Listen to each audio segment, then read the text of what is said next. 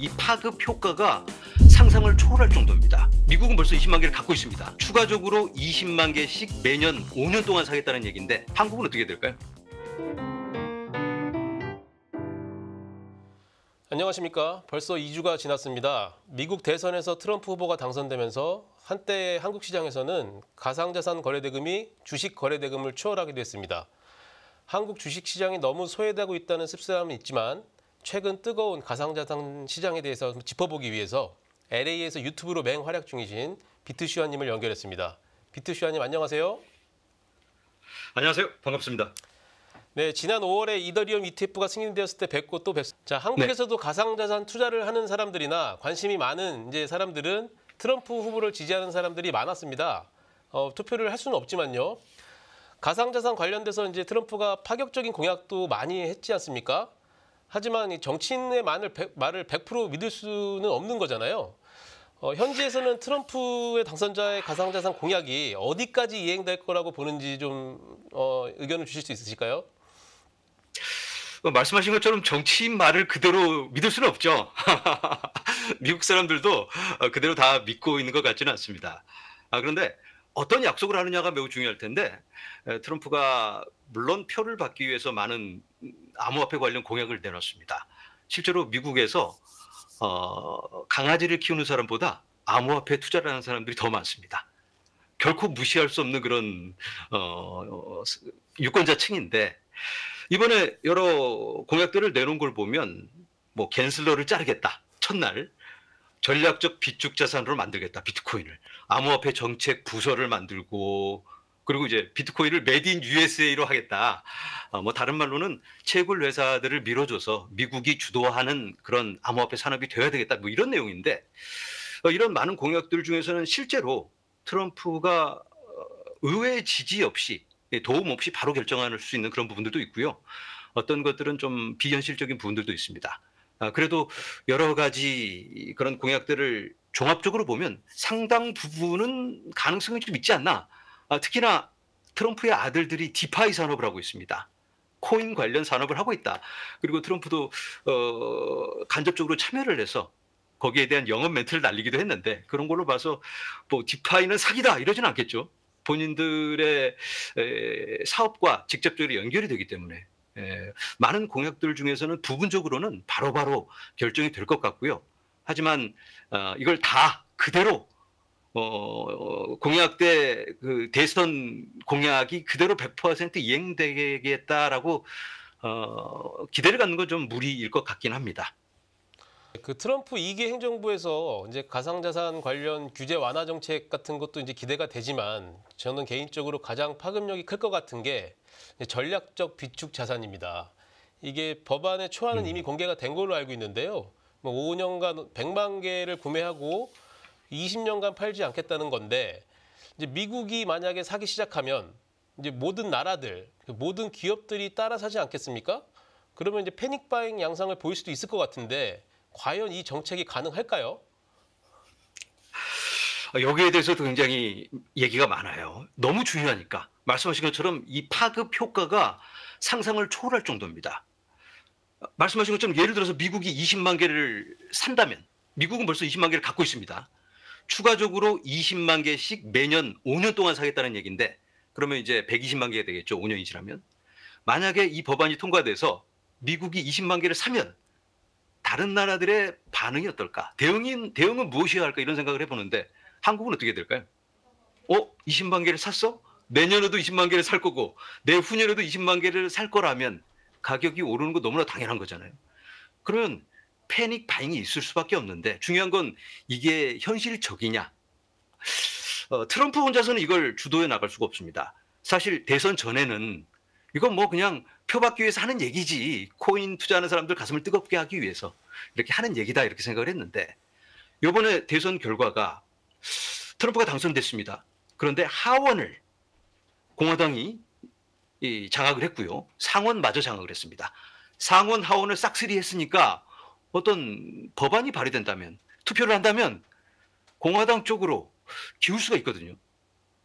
대통령부터 시작해서 상원, 하원까지 합쳐서 어떤 이 정책을 밀고 나간다면 충분히 이 힘이 있으니까 예전에 비해서는 훨씬 실현 가능성이 높아졌다. 이렇게 생각을 할 수가 있습니다.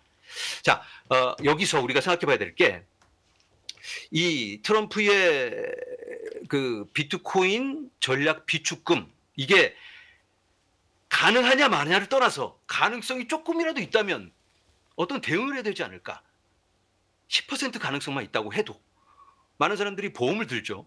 자동차 보험을 드는데 웬만한 경우에는 사고가 나지 않습니다. 사고 나지 않을 걸 알면서도 혹시 유사시를 대비해서 보험을 듭니다. 보험 차원에서라도 수많은 나라들이 어떤 대응을 해야 되지 않을까 이런 생각을 해본다면 지금은 긍정적인 상황이라고 보지 않을 수가 없습니다.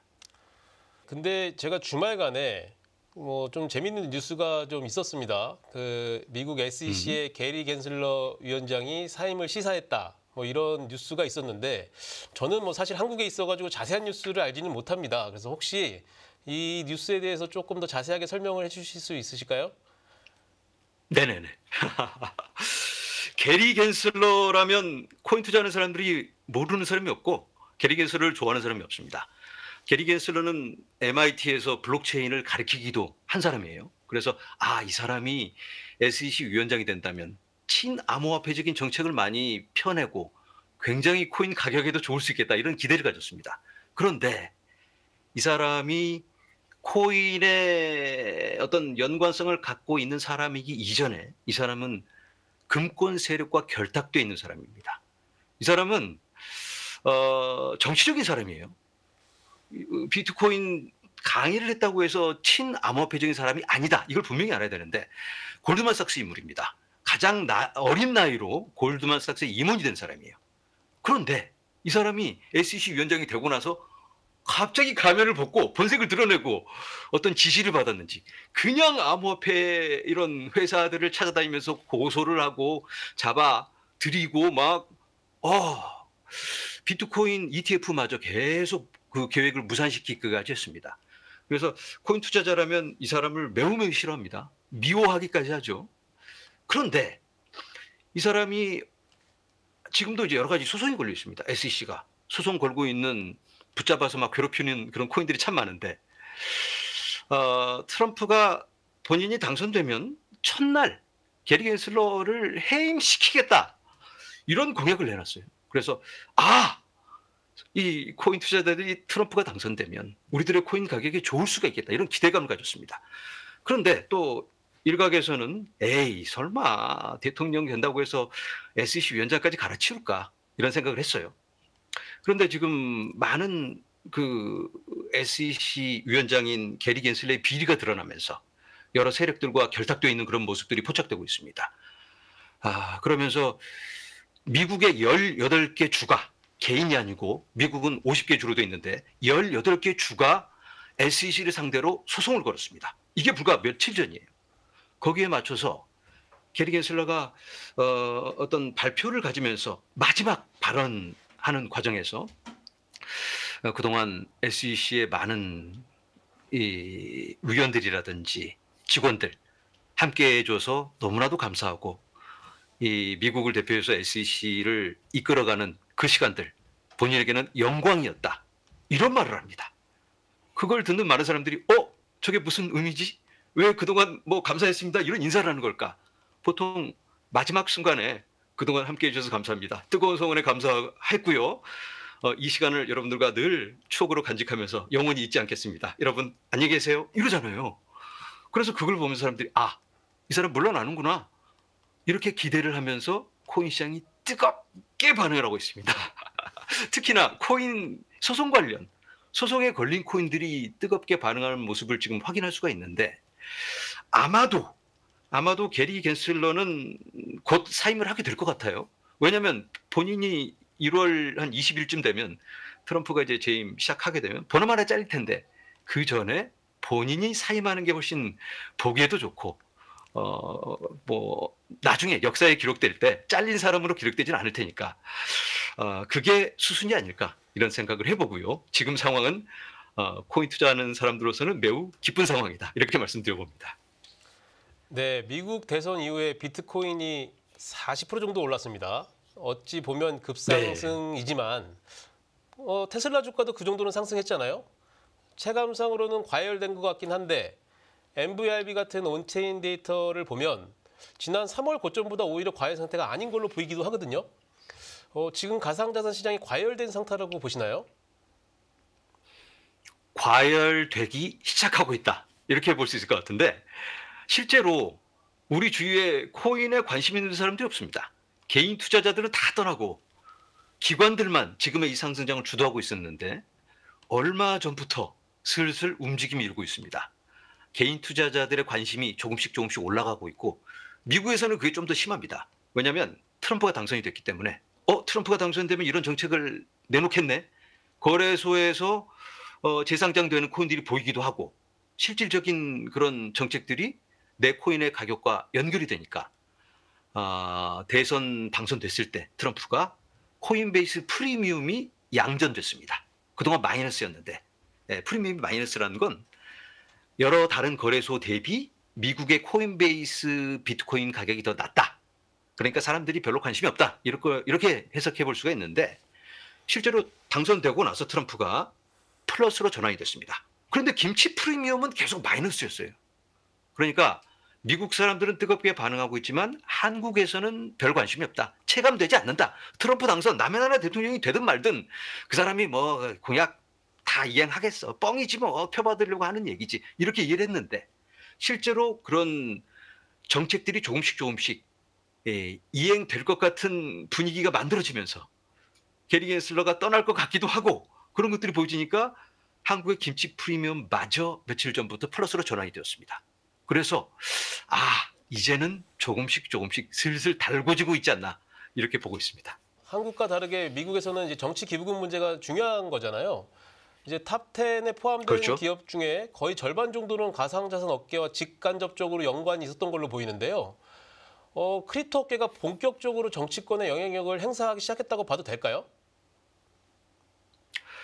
맞습니다. 이번 대선은 굉장히 유의미한 게 이번 대선 정치 자금을 가장 많이 낸 업계가 있다면 바로 암호화폐, 크립토 업계입니다. 코인베이스에서 스탠드 위드 크립토 이런 캠페인을 진행했는데 암호화폐와 함께 일어서자. 그리고 막 돈을 끌어 모아서 친암호화폐 위원들을 대선 후보들을 그리고 상원 하원 후보들을 지원하기 시작했습니다. 그 규모가 천문학적인 규모입니다. 그런데 그게 결과로 나타났거든요. 제가 통계를 살펴보니까 이번에 당선된 하원 의원 중에 219명이 친암호화폐 당선인이고요. 반암호화폐가 106명입니다. 그러니까 친암호화폐 당선자들이 2배가 넘고요. 상원에서는 14대 9로 친암호화폐 당선자가 더 많다. 그리고 대통령은 1대 0.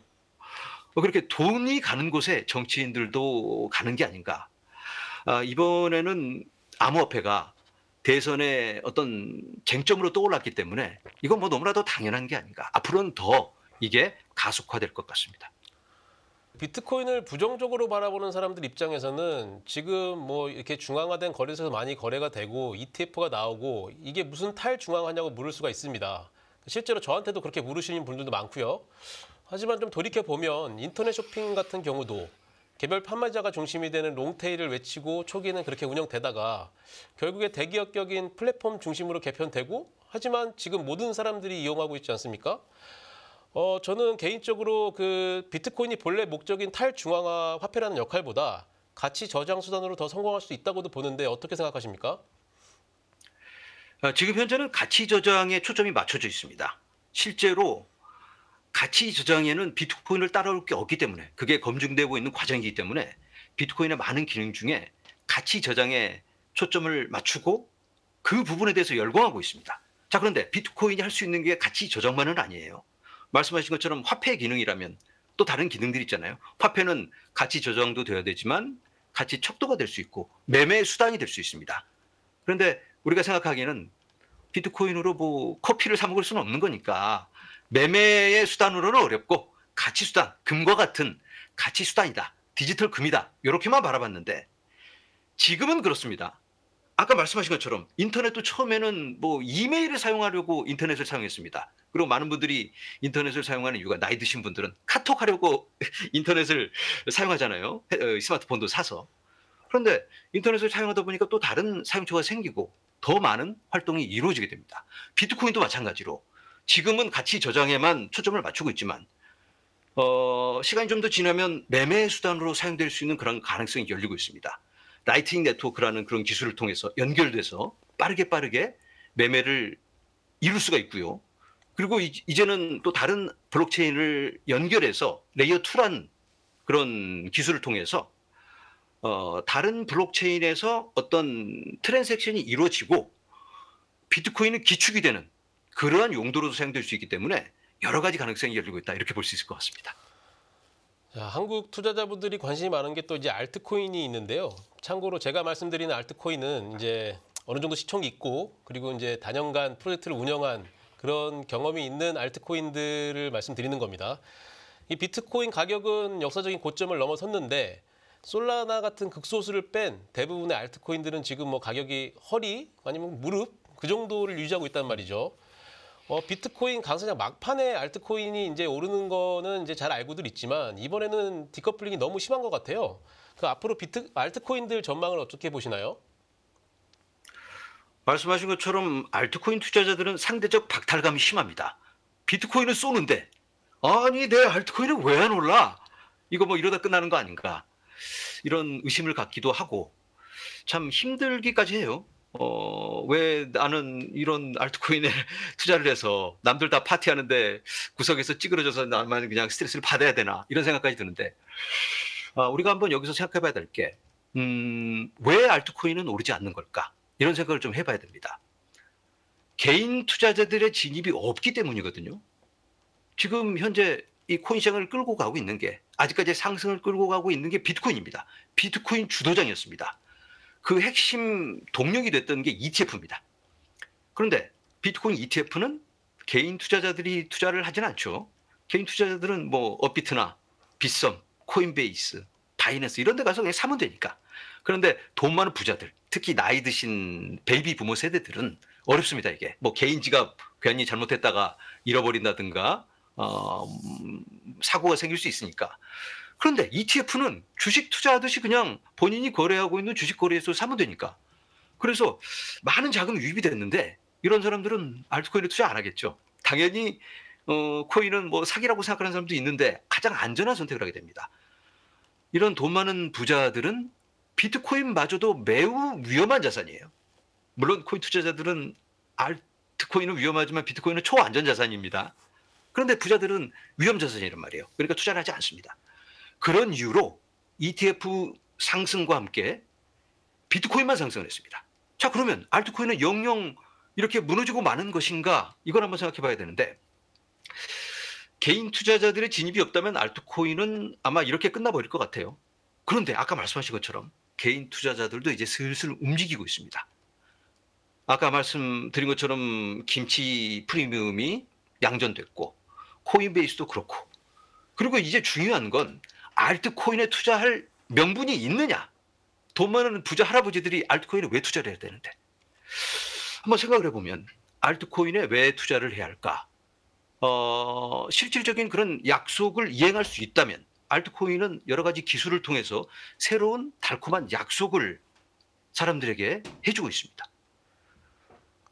블록체인을 통해서 뭐 4차 산업혁명과 함께 새로운 미래를 만들어가고 AI와 접목돼서 실생활에 사용될 수도 있고 비자 마스터카드보다 더 빠른 트랜잭션 스피드를 낼 수 있다. 실제로 사용된다. 이런 약속을 해줬는데 그게 과연 현실성이 있냐 이런 걸 따져봐야 돼요. 아까 솔라나 말씀을 해주셨는데 솔라나가 그런 좋은 예가 되고 있습니다. 솔라나를 통해서 실사용이 이루어지고 있고 솔라나 기반에서 트랜잭션이 비자 마스터카드보다 더 빠릅니다. 예전에 코인은 너무 느려 실제적으로 사용할 수 있는 그런 현실성이 떨어진다 이렇게 생각을 했는데 솔라나에서 뭐 초당 몇만 트랜잭션이 나오고 이번에 개발 중인 업그레이드가 있는데요. 그런 게 현실화된다면 성공적으로 업데이트가 완료되면 초당 100만 트랜잭션까지도 가능하다. 이런 약속을 해주고 있습니다. 약속을 해주고 있는 겁니다. 어디까지나 약속이긴 하지만 그런 가능성을 실제적으로 보여주고 있습니다. 그렇다면 그런 많은 약속들이 실제로 이행된다면 다른 시각으로 바라볼 수 있지 않을까. 알트코인이 실사용에 사용되는 그런 예가 보여지고 있어요. 미국 국채가 토큰화가 되어서 거래가 되고 있습니다. 그걸 주도하고 있는 게 블랙록입니다. 많은 사람들이 비트코인은 믿지 않아도 블랙록은 어느 정도 크레딧을 주잖아요. 신뢰도가 있습니다. 이 세상에 가장 많은 자금을 움직이고 있는 게 블랙록이라는 투자 운용사입니다. 그러면 그 정도 규모가 미국의 모든 회사를 갖고 있다라고 봐도 무방할 정도예요. S&P 500의 모든 회사들의 대주주가 바로 블랙록입니다. 그런 블랙록이 자산의 토큰화를 외치고 있습니다. 그런데 자산의 토큰화라는 말이 결국은 알트코인을 얘기하는 거예요. 이 이더리움 기반에서 블랙록의 국채 펀드가 운영되고 있습니다. 그러니까 이더리움을 사용해서 실제로 사용되고 있다. 그리고 프랭클린 디 템플튼은 또 다른 블록체인을 사용해서, 그리고 오라클이라고 하는 실제 우리가 사용되는 이 주식 거래 또는 외환 거래 이런 데이터들이 오라클이라는 그 중간 기술을 통해서 블록체인에 연결이 돼서 블록체인에 기록됩니다. 블록체인에 한번 기록되면 영원 무궁토록 이걸 바꿀 수가 없어요. 그러니까 시간이 지나면 믿을 수가 있잖아요. 믿을 수 있으니까 이걸 사용할 수가 있겠다. 이런 것들이 점점 확대되고 있는 그런 움직임이 보여지고 있어요. 자, 이런 움직임을 개인 투자자들이 체감이 된다면 블랙록의 레리 핑크라는 이 CEO가 더 미디어에서 멘트를 날려준다면 아까 말씀드린 그런 부자 할아버지들이 내가 이런 코인 회사들은 사기라고 생각하지만 레리 핑크는 내가 믿지 이러면서 뭐 혹시 모르니까 조금만 그냥 혹시 모르니까 보험으로 한 1%만 넣어볼까? 그 1%는 개미들 100명이 투자하는 것보다 부자들의 1%가 더 큽니다. 그런 자금들이 들어온다면 알트코인도 본격적인 상승을 할 수 있겠다 이런 생각을 해봅니다. 말씀해 주신 것처럼 이런 사이클의 후반부에 본격적인 알트장이 오는데 지금 그리로 진입하고 있지 않나. 거기 어디쯤이지 않을까 이런 생각을 해봐요.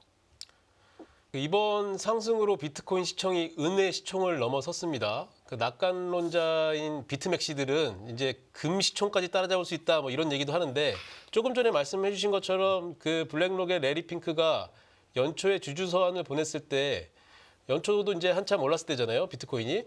그때 주주들한테 이제 시작이다 이런 멘트를 해가지고 좀 가슴 설렜던 적이 있거든요. 과연 언젠가 비트코인 시총이 금 시총까지 따라잡을 수 있다고 예상하시나요? 당연하죠. 뭐 금의 시총을 넘어선다는 건 그냥 상징적인 의미일 뿐. 금 시총까지 가서 딱 스톱하는 게 아니고 그냥 지나가는 길에 걸그적거리는 그냥 한 친구다. 금 안녕 하고 그냥 지나가는 거죠. 시대적 요구이자 어쩌면 그냥 이 흐름이지 않을까. 모두가 체감할 수 있는, 목격할 수 있는 흐름일 수밖에 없다. 이렇게 생각을 하는데 우리가 꼭 마차를 타야 될까? 자동차가 새로 나왔는데. 필름 카메라를 사용해야 될까? 디지털 카메라가 나왔는데 이런 생각을 해봐요. 지금의 시대적 흐름이 뭔가? 이걸 우리가 파악을 한다면 금은 그냥 예전에 많이 사용하던 어떤 가치 저장의 기준으로 사용되던 그런 투자 자산이었다. 이렇게 생각하지 않을까? 네, 그 트럼프 전 대통령의 당선 이후에 이제 거듭 급등하던 비트코인 가격이 9만 달러대에서 이제 횡보를 하고 있습니다. 그 이유 중에 하나가 파월 의장 발언인데요. 다음 달 기대되는 추가 금리 인하가 좀 불투명해지면서 상승 추세를 멈추고 9만 달러 부근에서 눈치 보기가 들어간 것 같습니다. 만약 금리 인하 속도가 예상보다 늦어진다면 비트코인 가격 변화에도 큰 영향을 미칠까요? 비트코인 가격에 가장 큰 영향을 끼치는 게 유동성이라고 볼 수 있는데 연준이 금리를 내리고 양적 완화를 한다면 그건 뭐 돈을 찍어서 시장에 풀겠다는 얘기입니다. 돈이 많이 풀린다는 건 어떤 의미일까? 돈이 많이 찍어진다면 화폐가 많아지니까 화폐의 가치가 떨어지겠다. 그러면 화폐의 가치가 떨어진다면 하드 자산, 그 가치를 잃어버리지 않는 자산을 찾게 됩니다. 그걸 제일 잘하는 게 아까 말씀하신 가치 저장의 1인자 비트코인이라고 볼 수 있습니다. 그래서 비트코인이 뜨겁게 반응할 수밖에 없는데 지금 보면 유동성 사이클의 시작이거든요. 많은 나라들이 이 M2 머니 서플라이라고 하는 건 시장에 존재하는 여러 화폐의 그 유동성을 의미하는데 작년 말부터 그게 급상승하고 있습니다.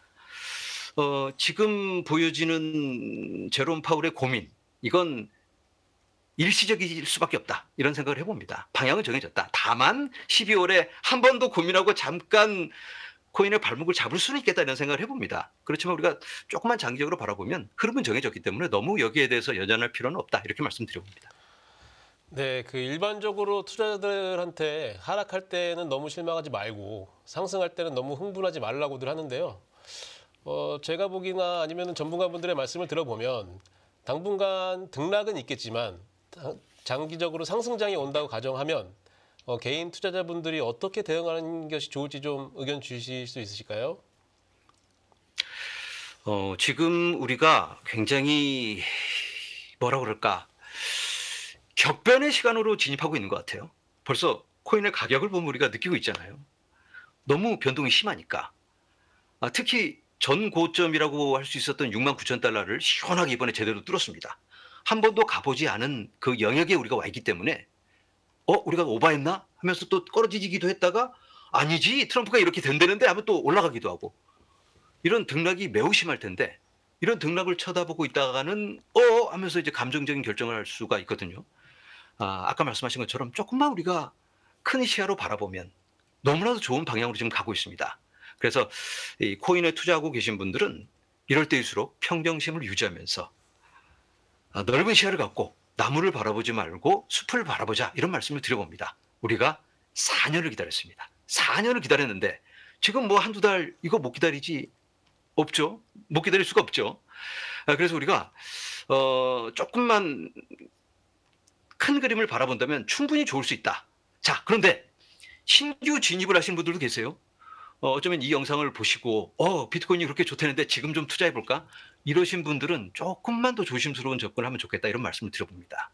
왜냐하면 이런 분들은 코인에 대한 이해가 부족하기 때문에 주위에서 코인 오른대 그러면 너도 나도 막 다 사니까 그냥 무리한 투자를 할 수가 있어요. 이러다 보면 계속 오를 줄 알고 적절한 시기에 또 수익 실현을 못하고 꺼지면 처참한 상황이 이럴 수가 있기 때문에 그런 분들은 조금만 조심해서 접근을 하면 좋겠다 이런 말씀을 드려봅니다. 제가 예전 방송에 이렇게 나왔을 때는 굉장히 긍정적인 메시지만 드려봤는데 지금은 이제는 조심스러운 접근도 필요하다. 우리가 어느 정도는 균형 잡힌 시각으로 이 상황을 바라봐야 된다. 이렇게 말씀을 드려봅니다. 네, 비투시아님 오늘 좋은 말씀 감사합니다. 지난 반감기 상승장이었죠. 2020년에서 21년 사이 코인이 폭등하던 시기가 있었습니다.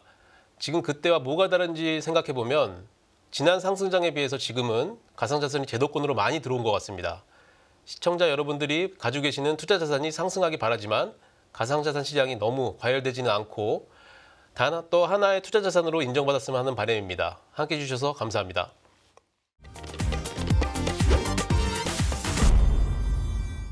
안녕하세요. 유승입니다. 더 많은 영상을 보고 싶으신 분들은 화면 오른쪽에 있는 구독 버튼을 눌러주시기 바랍니다. 그리고 영상을 보시면서 좋아요는 필수인 거 아시죠? 항상 인포맥스 라이브를 사랑해 주셔서 감사합니다.